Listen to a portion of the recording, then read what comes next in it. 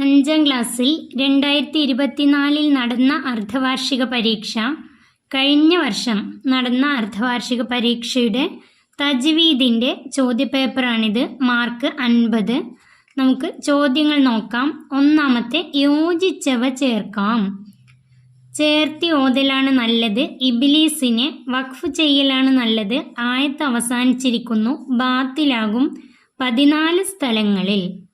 ഒന്നാമത്തെ ചോദ്യം, ശുക്രിൻ്റെ സുജൂദ് നിസ്കാരത്തിൽ ചെയ്താൽ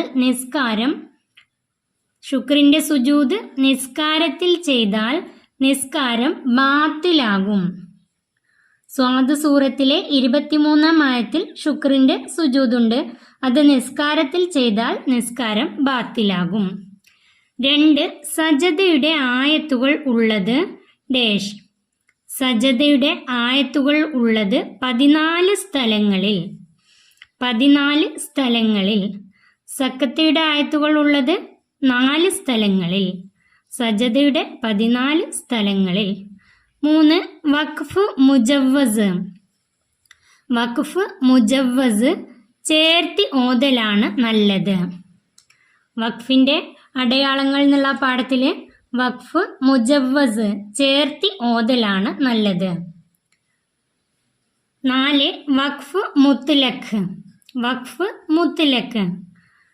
വഖഫ് ചെയ്യലാണ് നല്ലത്. അൽ വഖഫ് ഔല വഖഫ് ചെയ്യലാണ് ഏറ്റവും നല്ലത്. വഖഫ് ലാസിം വഖഫ് നിർബന്ധം. വഖഫ് ജായിസ് വഖഫ് ചെയ്യലും ചെയ്യാതിരിക്കലും സമം. ഇതൊക്കെ അതിൻ്റെ കൂട്ടത്തിൽ പഠിച്ചു വെക്കാം. അടുത്തത് റഅ്സു ആയത്ത്. ആയത്ത് അവസാനിച്ചിരിക്കുന്നു. ആയത്ത് അവസാനിച്ചിരിക്കുന്നു. 6, തിലാവത്തിൻ്റെ സുജൂദ് അത്യധികം വേദനിപ്പിക്കും ഡേഷ്. തിലാവത്തിൻ്റെ സുജൂദ് അത്യധികം വേദനിപ്പിക്കും ഇബ്ലീസിനെ. തിലാവത്തിൻ്റെ സുജൂദ് ഇബ്ലീസിനെ അത്യധികം വേദനിപ്പിക്കും. അതിൽ 2ാമത്തെ പൂർത്തിയാക്കാം. 1ാമത്തെ ചോദ്യം, വഖഫ് ചെയ്യുമ്പോൾ വഖഫ് ചെയ്യപ്പെടുന്ന അക്ഷരത്തിന് ഡേഷ്. വഖഫ് ചെയ്യുമ്പോൾ വഖഫ് ചെയ്യപ്പെടുന്ന അക്ഷരത്തിന് സുക്കൂൻ ചെയ്യണം. വഖഫ് ചെയ്യുമ്പോൾ വഖഫ് ചെയ്യപ്പെടുന്ന അക്ഷരത്തിന് സുക്കൂൻ ചെയ്യണം. 2ാമത്തെ, തുടങ്ങുമ്പോഴും ചേർത്തി ഓതുമ്പോഴും ഉണ്ടാവുന്ന ഹംസക്ക് ഡേഷ്. ഹംസത്തുൽ വസ്ൽ, ഹംസത്തുൽ ഖത്ത് രണ്ടും പഠിച്ചിട്ടുണ്ട്.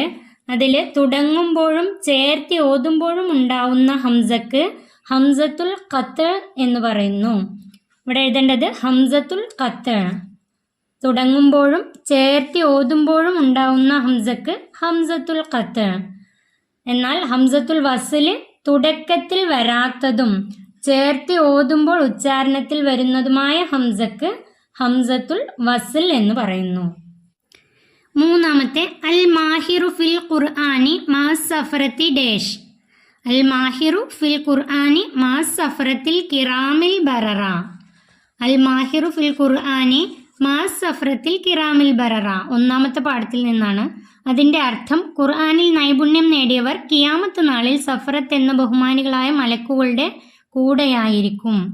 അർത്ഥം കൂടെ പഠിച്ചു വെക്കുക. 4ാമത്തെ, അല്പമെങ്കിലും ഖുർആൻ മനഃപ്പാടമില്ലാത്തവൻ്റെ ഹൃദയം ഡേഷ്. അല്പമെങ്കിലും ഖുർആൻ മനഃപ്പാടമില്ലാത്തവന്റെ ഹൃദയം പൊളിഞ്ഞ വീട് പോലെയാണ്. അതാണ് അതിൻ്റെ ഉത്തരം എഴുതേണ്ടത് എന്ന് നബി സല്ലല്ലാഹു അലൈഹി വസല്ലം തങ്ങൾ പറഞ്ഞിരിക്കുന്നു. ഇവിടെ ഉത്തരം എഴുതേണ്ടത് പൊളിഞ്ഞ വീട് പോലെയാണ്. 5ാമത്തെ, 5ഉം 6ഉം 7ഉം സിഫത്തുകളുള്ള ഡേഷ്. 5ഉം 6ഉം 7ഉം സിഫത്തുകളുള്ള ഹർഫുകളുണ്ട്. 2ാമത്തെ പാഠത്തിൽ നിന്ന് ഹർഫുകളുണ്ട്. 5ൽ കുറവുള്ളതോ 7ൽ കൂടുതലുള്ളതോ ഇല്ല. അതും കൂടെ പഠിച്ചു വെക്കുക. 5ൽ കുറവുള്ളതോ 7ൽ കൂടുതലുള്ളതോ ഇല്ല. ഉത്തരം എഴുതാം. 1ാമത്തെ, നിസ്കാരത്തിൽ സുജൂദു തിലാവയുടെ രൂപം എങ്ങനെയാണ്? സുജൂദു തിലാവയുടെ രൂപം, അതിൻ്റെ ഉത്തരം, തൽസമയം ഒരു സുജൂദ് ചെയ്താൽ മതി, പ്രത്യേകം നിയ്യത്തൊന്നും വേണ്ട. അതിൻ്റെ ഉത്തരം എഴുതേണ്ടത് തൽസമയം ഒരു സുജൂദ് ചെയ്താൽ മതി, പ്രത്യേകം നിയ്യത്തൊന്നും വേണ്ട. എന്നാൽ നിസ്കാരത്തിൽ അല്ലെങ്കിലോ ശുദ്ധി ഉണ്ടായിരിക്കലും ഖിബിലക്ക് നേരിടലും ഔറത്ത് മറക്കലും ഞാൻ തിലാവത്തിന്റെ സുജൂദ് ചെയ്യുന്നു എന്ന് നിയ്യത്ത് ചെയ്യലും തക്ബീറത്തുൽ ഇഹ്റാമും സുജൂദിൽ നിന്ന് എഴുന്നേറ്റ് ഒരു സലാം വീട്ടലും നിർബന്ധമാണ്. അതും കൂടെ പഠിച്ചു വെക്കാം. രണ്ടാമത്തെ, തിലാവത്തിന്റെ സുജൂദ് ചെയ്യുന്നില്ലെങ്കിൽ ചൊല്ലണം എന്ത്? അതിൻ്റെ ഉത്തരം സുബ്ഹാനല്ലാഹി വൽഹംദുലില്ലാഹി വലാ ഇലാഹ ഇല്ലല്ലാഹു വല്ലാഹു അക്ബർ എന്ന് 4 തവണ ചൊല്ലൽ. ഇവിടെ ദിക്ർ മാത്രം എഴുതിയാൽ മതി. സുബ്ഹാനല്ലാഹി വൽഹംദുലില്ലാഹി വലാ ഇലാഹ ഇല്ലല്ലാഹു വല്ലാഹു അക്ബർ എന്ന് 4 തവണ ചൊല്ലൽ സുജൂദിന് പകരമാകും. ദിക്ർ മാത്രം എഴുതിയാൽ മതി. മൂന്നാമത്തെ, അർത്ഥം അറിയാത്തവർക്ക് വഖഫ് ചെയ്യാനുള്ള മാർഗം എന്ത്? അർത്ഥം അറിയാത്തവർക്ക് വഖഫ് ചെയ്യാനുള്ള മാർഗം എന്ത്? അതിൻ്റെ ഉത്തരം ഖുർആനിൽ ചില അടയാളങ്ങൾ കൊടുത്തിട്ടുണ്ട്. ഖുർആനിൽ ചില അടയാളങ്ങൾ കൊടുത്തിട്ടുണ്ട്. അതായത് അർത്ഥം അറിയാത്തവർക്ക് വഖഫ് ചെയ്യാൻ ഖുർആനിൽ ചില അടയാളങ്ങൾ കൊടുത്തിട്ടുണ്ട്. അവ നോക്കി വഖഫ് ചെയ്യാം. അടുത്ത ചോദ്യം, ഹംസത്തുൽ വസ്ൽ ഉച്ചാരണത്തിൽ വരാത്തത് എപ്പോൾ? ഹംസത്തുൽ വസ്ൽ ഉച്ചാരണത്തിൽ വരാത്തത് എപ്പോൾ? അതിൻ്റെ ഉത്തരം ചേർത്തി ഓതുമ്പോൾ. ഹംസത്തുൽ വസ്ൽ ഉച്ചാരണത്തിൽ വരാത്തത് ചേർത്തി ഓതുമ്പോൾ. ഹംസത്തുൽ വസ്ൽ എന്നാൽ ചേർത്തി ഓതുമ്പോൾ ഉച്ചാരണത്തിൽ വരാത്തതും തുടക്കത്തിൽ വരുന്നതുമായ ഹംസക്കാണ് ഹംസത്തുൽ വസ്ൽ എന്ന് പറയുന്നത്. അതിൻ്റെ ഉദാഹരണങ്ങളും പഠിച്ചു വെക്കുക. വഹ്ഷൗനിൽ യൗമ എന്നതിൽ അൽ യൗമ, ലി നഫ്സി സിഹബ് അതിൽ ഇസ്ഹബ്, ഈസ് ബിനു മറിയം ഇബിന് മറിയം, ഇത് കാലത്ത് ഇമ്രത്തു ഫിറൗന ഇമ്രത്തു ഫിറൗന. അതിൻ്റെ ഉദാഹരണങ്ങൾ 2 എണ്ണെങ്കിലും പഠിച്ചു വെക്കാം. അതുപോലെ ഹംസത്തുൽ ഖത്ഇന്റെ 2 ഉദാഹരണം പഠിച്ചു വെക്കാം. അടുത്ത ചോദ്യം, ഹാ ഉത്തൈനീസിനെ ചേർത്തി ഓതുമ്പോൾ എങ്ങനെ ഓതണം? ഹാ ഉത്തൈനീസിനെ ചേർത്തി ഓതുമ്പോൾ എങ്ങനെ ഓതണം? അതിൻ്റെ ഉത്തരം താ ആയിട്ട്.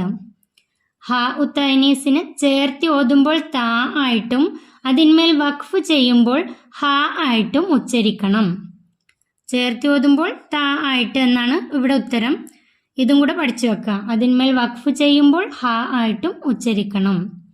അതുപോലെ സക്തയുടെ ഹായിന് എപ്പോഴും സുക്കൂനായിരിക്കും. ലമീറിൻ്റെ ഹായിന് മുന്നിലോ പിന്നിലോ സുക്കൂൻ ഉണ്ടെങ്കിൽ ഹായിനെ നീട്ടാതെയും ഹറക്കത്താണെങ്കിൽ ഒരു അലിഫിൻ്റെ കദർ നീട്ടിയും ഓതണം. എല്ലാ ഹാവുകളും പദത്തിൻ്റെ അവസാനത്തിലാണ് വരിക. 3 ഹാവുകളെ പറ്റി നന്നായി പഠിച്ചു വെക്കാം. അടുത്ത ചോദ്യം വ്യക്തമാക്കാം. അതിൽ ഒന്നാമത്തെ വഖഫ്. വഖഫ് എന്താണെന്ന് എഴുതാണ് വേണ്ടത്. ഖുർആൻ ഓതിക്കൊണ്ടിരിക്കുമ്പോൾ ശ്വാസം വിടാൻ വേണ്ടി കലിമത്തിൻ്റെ അവസാനത്തിൽ നിർത്തുന്നതിനാണ് വഖഫ് എന്ന് പറയുന്നത്. ഖുർആൻ ഓതിക്കൊണ്ടിരിക്കുമ്പോൾ ശ്വാസം വിടാൻ വേണ്ടി കലിമത്തിൻ്റെ അവസാനത്തിൽ നിർത്തുന്നതിനാണ് വഖഫ് എന്ന് പറയുന്നത്. രണ്ടാമത്തെ സക്ത. അതിൻ്റെ ഉത്തരം ശ്വാസം വിടാതെ അല്പം അടങ്ങി ഓതൽ തുടരുന്നതിന് സക്ത എന്ന് പറയും. ശ്വാസം വിടാതെ അല്പം അടങ്ങി ഓതൽ തുടരുന്നതിന് സക്ത എന്ന് പറയും. ഖുർആനിൽ 4 സ്ഥലങ്ങളിലാണ് സക്ത ചെയ്യേണ്ടത്. അതിൽ നിന്നും 2 ഉദാഹരണമെങ്കിലും പഠിച്ചു വെക്കാം. എളുപ്പമുള്ളത് ഖിയാമയിൽ വക്കീല മൻ റാഖ്, അതുപോലെ യാസീനിൽ മംബാസന മിമ്മർക്കദിന ഹാദാമ വഴദ റഹ്മാൻ. ഈ 2 ഉദാഹരണങ്ങളും കൂടെ പഠിച്ചു വെക്കാം. അടുത്ത ചോദ്യം, കൽക്കലത്തിൻ്റെ ഹർഫുകൾ. കൽക്കലത്തിൻ്റെ ഹർഫുകൾ. കൽക്കലത്തിൻ്റെ ഹർഫുകൾ 5 എണ്ണമാണ്. കാഫ്, ത്വാ, ബാ, ജീം, ദാല്. അതിന് എളുപ്പത്തിൽ കുത്തുബ് ജദ് ഓർമ്മിച്ച് വെക്കാൻ വേണ്ടി കുത്തുബ് ജദ്. കാഫ്, ത്വാ, ബാ, ജീം, ദാല് കൽക്കലത്തിൻ്റെ ഹർഫുകൾ. അതുപോലെ ബാക്കിയുള്ളതും പഠിച്ചു വെക്കുക. ഇത്ബാക്ക്, സ്വാദ്, ലാദ്, ത്വാ, ലാ. ഇസ്തിലാൻ്റെ ഹർഫുകൾ ഖാ, സ്വാദ്, ലാദ്, ഐന്, ത്വാ, കാഫ്, ലാ. രഹ്വിൻ്റെയും ഹംസിൻ്റെയും ഹർഫുകൾ കൂടി പഠിച്ചു വെക്കാം. അടുത്തത് പതിവായി ഓതൽ സുന്നത്തുള്ള ആയത്തുകളിൽ നിന്ന് രണ്ടെണ്ണം. പതിവായി ഓതൽ സുന്നത്തുള്ള ആയത്തുകളിൽ നിന്ന് രണ്ടെണ്ണം എഴുതിയാൽ മതി. ഏതൊക്കെയാണ് സുന്നത്തുള്ള ആയത്തുകൾ? ആയത്തുൽ കുർസി, ആമന റസൂലു, ലൗ അൻസൽന. ആയത്തുൽ കുർസി, ആമന റസൂലു, ലൗ അൻസൽന. അതിൽ നിന്നും രണ്ടെണ്ണം എഴുതിയാൽ മതി. 5ാമത്തെ ചോദ്യം, വറത്തിലിൽ ഖുർആന തർത്തീല എന്നതിന് അലി റളിയല്ലാഹു അൻഹു പറഞ്ഞ അർത്ഥം. അലി റളിയല്ലാഹു അൻഹു പറഞ്ഞ അർത്ഥം. അതിൻ്റെ ഉത്തരം അക്ഷരങ്ങൾ ഭംഗിയാക്കുകയും വഖഫുകളെ പഠിക്കുകയും ചെയ്യുക. അക്ഷരങ്ങൾ ഭംഗിയാക്കുകയും വഖഫുകളെ പഠിക്കുകയും ചെയ്യുക. അതാണ് വറത്തിലിൽ ഖുർആന തർത്തീല എന്നതിന് അലി റളിയല്ലാഹു അൻഹു പറഞ്ഞ അർത്ഥം. അടുത്തത് ഉദാഹരണം എഴുതാം. 1ാമത്തെ, സക്ത ചെയ്യേണ്ട സ്ഥലങ്ങളിൽ 1. സക്ത ചെയ്യേണ്ട സ്ഥലങ്ങളിൽ നിന്ന് രണ്ടെണ്ണമെങ്കിലും പഠിച്ചു വെക്കണം. അതിലൊന്ന് ഖിയാമയിൽ വക്കീല മൻ റാഖ്, യാസീനിൽ മംബാസന മിമ്മർക്കദിന ഹാദാമ വഅദർ റഹ്മാൻ. രണ്ടെണ്ണം പഠിച്ചു വെക്കാം. അതിൽ നിന്ന് 1 എഴുതിയാൽ മതി.